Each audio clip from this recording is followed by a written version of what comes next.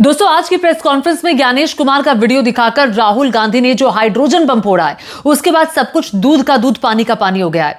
राहुल गांधी ने सबूतों के साथ प्रेस कॉन्फ्रेंस की और उस प्रेस कॉन्फ्रेंस के बाद गंभीर सवाल चुनाव आयोग पर खड़े हो गए हैं, गंभीर सवाल बीजेपी पर खड़े हो गए हैं। राहुल ने चुनाव आयोग और बीजेपी पर मिलीभगत का आरोप लगाया और कहा कि हरियाणा में चुनाव नहीं हुए थे, हरियाणा में तो सिर्फ चोरी हुई थी और ये चोरी थी वोटों की। हरियाणा का चुनाव चोरी के बल पर बीजेपी ने जीता। न सिर्फ हरियाणा का जिक्र किया बल्कि वोटरों को भी लाकर स्टेज पर खड़ा कर दिया और बताया गया कि किस तरह से उनका वोट काटा गया। जो एसआईआर की प्रक्रिया बिहार में हुई है, तो आज एक एक करके राहुल गांधी ने चुनाव आयोग की कलई खोलकर रख दी।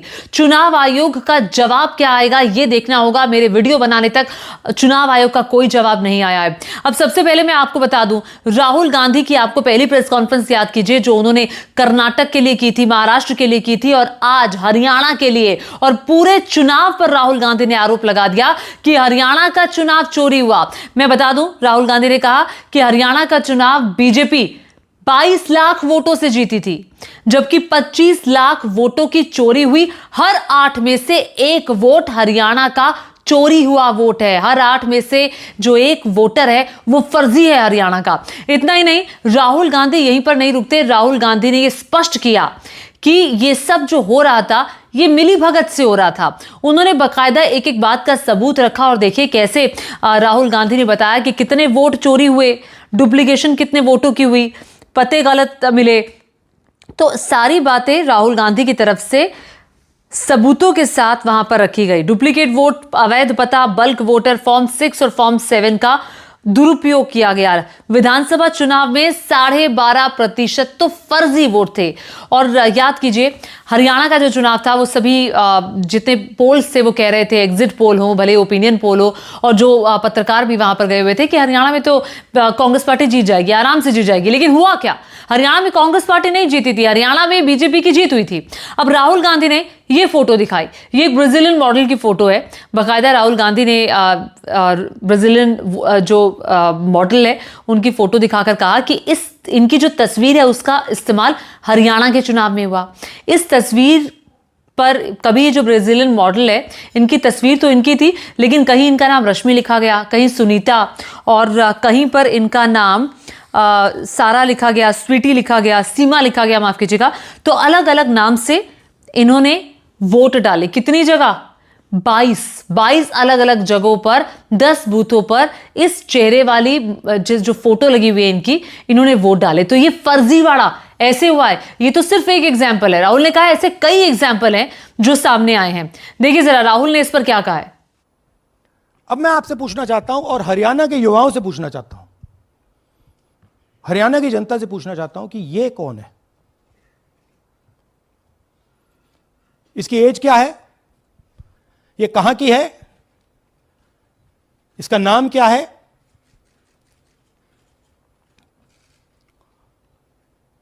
ये आपको बता सकता हूं। कभी इसका नाम सीमा, कभी स्वीटी, कभी सरस्वती। 22 बार हरियाणा के युवा, अच्छी तरह सुनिए, 22 बार 10 बूथ में इसको वोट देने का मौका मिलता है। 22 बार 10 बूथ में राय असेंबली में वोटर लिस्ट पे है। कहां की है? ब्राजील की है, हरियाणा की नहीं है, हिंदुस्तान की नहीं है, ब्राजील की है, मॉडल है, हरियाणा की वोटर लिस्ट पे है। चेक करना है तो वो उस पे आप उसको स्कैन कर दीजिए, देख लीजिए। इससे क्या पता लगता है? इससे पता लगता है कि ये सेंट्रलाइज्ड ऑपरेशन है। क्यों? क्योंकि ये 10 बूथ में इसकी फोटो आती है। इसका मतलब ये बीएलओ का काम नहीं है, ये सेंटर से डेटाबेस में ये डाला गया है।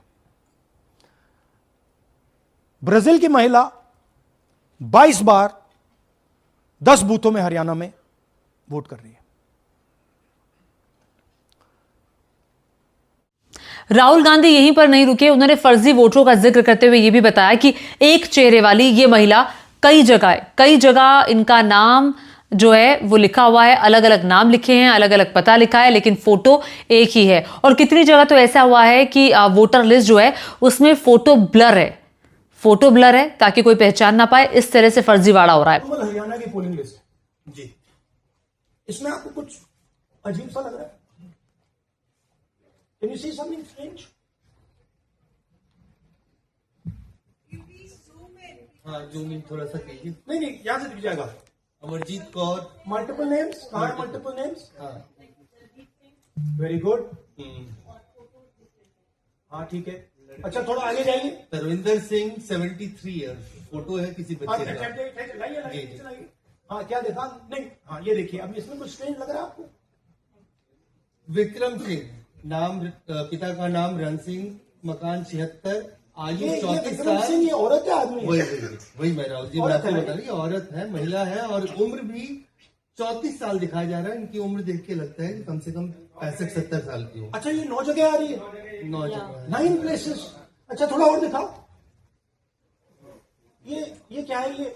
ये 3 4 5 6 7 8 9 दफे फिर से आई। फिर से आ गई रणदीप सिंह। ये कभी 80 साल की है? 80 साल की है रणदीप सिंह, संपूर्ण सिंह, 80 साल उम्र है इनकी। मतलब सेम पिक्चर है लेकिन अलग अलग डेटा है, नाम अलग हाँ, है, एज नाम अलग है, कभी आदमी है, कभी एड्रेस अलग है। कभी एज है, कभी कुछ और है। Right.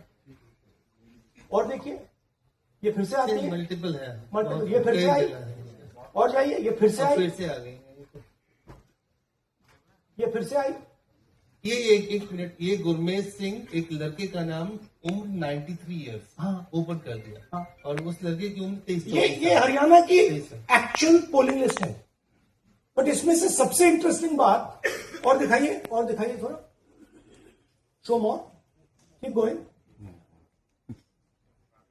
ज्यादातर उसी महिला की। Again and again and again and again.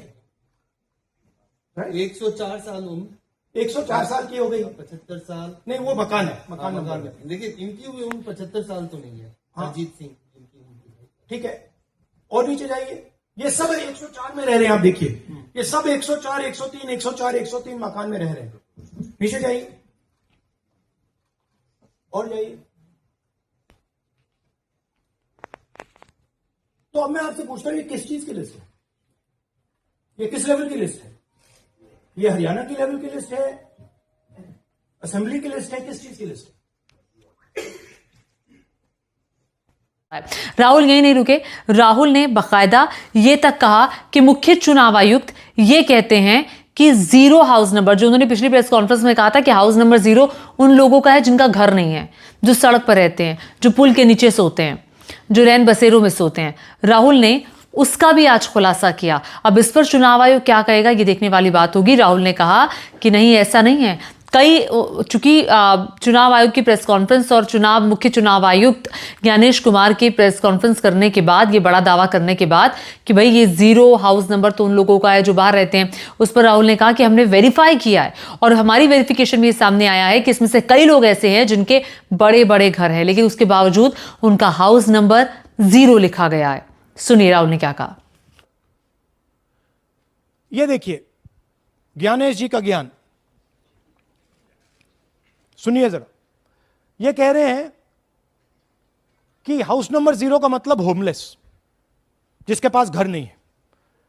Election commissioner खुलकर देश को झूठ बोल रहे हैं। हम यहां पे सच बोल रहे हैं और जो भी ये बोलेंगे हम इसको क्रॉस चेक करेंगे, डबल चेक करेंगे और आपके सामने रखेंगे। इनको सुनिए।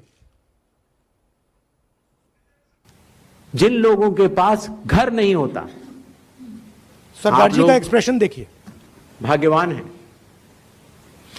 कई लोगों के पास घर नहीं होता लेकिन उसका नाम भी मतदाता सूची में होता है। और उसका पता क्या दिया जाता है? उसका पता वो जगह दी जाती है जहां वो व्यक्ति रात को सोने आता है, कई बार सड़क के किनारे, कई बार पुल के नीचे, या कई बार लैंप पोस्ट के किनारे। तो ये देखिए जिन हाउस नंबर 0, और ये एक उदाहरण है, हमारे पास बहुत सारे उदाहरण हैं।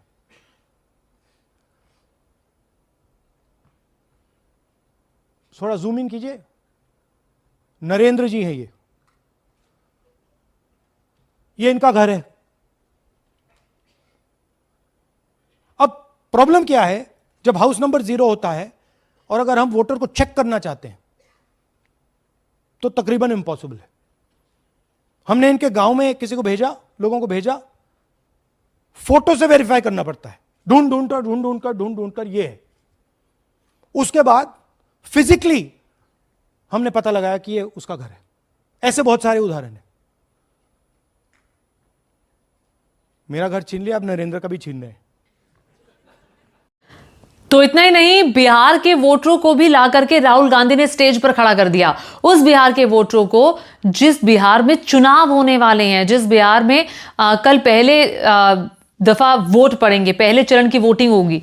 राहुल गांधी ने कहा कि बिहार में ऐसे लोगों के नाम काटे गए हैं जिन्होंने लोकसभा चुनाव में वोट किया था, लेकिन अब विधानसभा चुनावों से पहले उनके वोट काट दिए गए हैं। इन लोगों ने कोशिश की कि वोटर लिस्ट में इनका नाम आ जाए। कहीं 137 वोट काटे गए हैं, कहीं 325 वोट काटे गए हैं।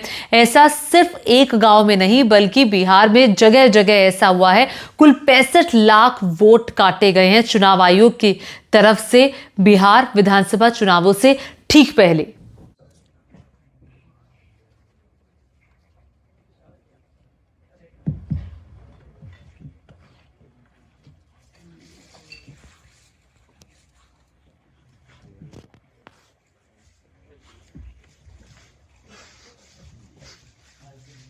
बताइए जी, हम जमुई डिस्ट्रिक्ट से बिलोंग करते हैं। मेरा गांव धर्मपुर है सर, इस्लाम नगर ब्लॉक से। हमारे साथ में ऐसा सरकार कर रहे हैं जो कि कहने लायक नहीं है। पूरे परिवार का वोटर लिस्ट से नाम हटा दिया गया है। इसके पहले हम लोग सितंबर में जानकारी मिला तो जमा किए डॉक्यूमेंट्स, फिर उसके बाद 2 महीना के बाद फिर से हम जमा किए बीओ में, बीओ वालों के पास। उसमें से फिर अपने से जा कर के हमारे गांव के शिक्षक ही है, वहीं बीओ वाले जो है वहीं पढ़ाते हैं, उनसे जा कर के सामने से बात किए हैं कि सर मेरा नाम अभी तक जुड़ा नहीं, तो बोले इसमें हम कुछ नहीं कर सकते हैं। और हमारे गांव के सहयोगी रवि जो है ये भी हमारे साथ है, क्योंकि हम विकलांग हैं, कहीं जा आ नहीं सकते हैं। और उसमें लिख दिया है कि अनुपस्थित के कारण तुम्हारा नाम काट दिया गया, जबकि हम कहीं कमाने लायक भी नहीं, जाने लायक है सर। और इस स्थिति में है, आप लोग सामने देख सकते हैं। आपके गांव में कितने लोगों का वोट कटा है? जी हमारे गांव में जी थैंक यू।